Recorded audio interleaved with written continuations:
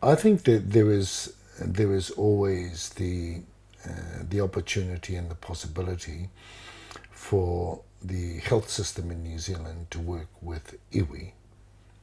Uh, there has to be a lot of unlearning and relearning to be done, and that's where the big problem is. Yeah.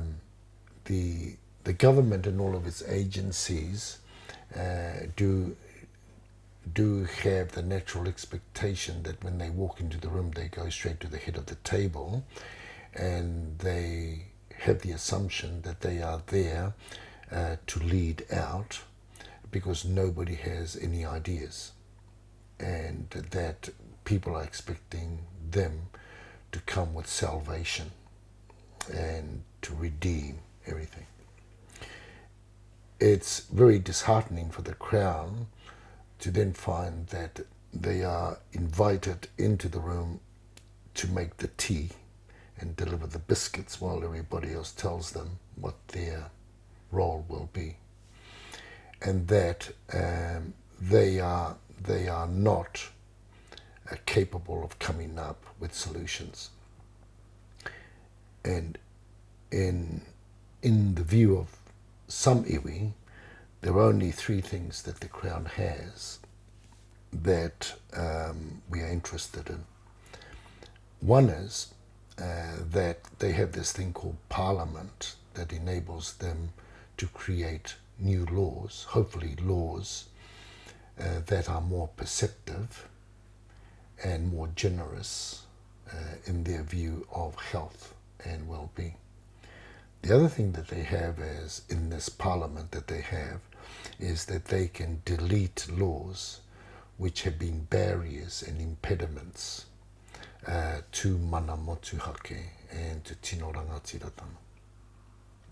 And the third thing that they have is resources, and resources, the most valuable ones are they do have people with enormous insight and capability, as well as their, let's say, monetary resources as well. So those are the three things that I think that the Crown and its agencies have. But the Crown is a discordant organisation. It has dementia. Of all organisations, it suffers from dementia. It cannot recall its promises that it gave last week. It has this huge capacity to fail and to have ready excuses for it. So iwi cannot charge them with the responsibility to lead and to come up with solutions. Those are the only things that the Crown has, are those. So working with the Crown, I think, is possible, and there's potential there, but we must have them play a certain role.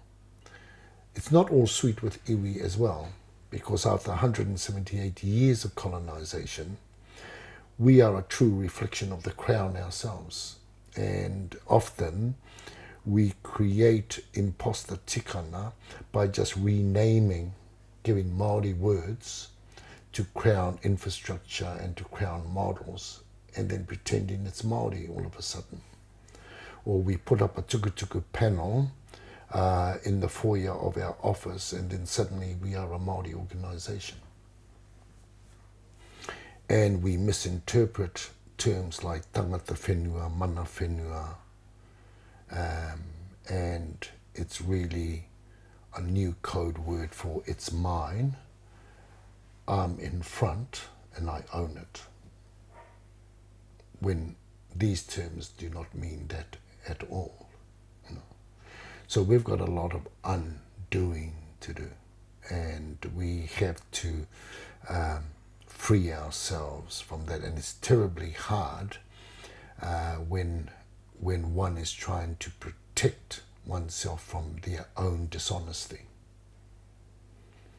And you seek out truths, and this is really a hurtful exercise when you are examining how much you've changed and who you want to be compared to who you are now.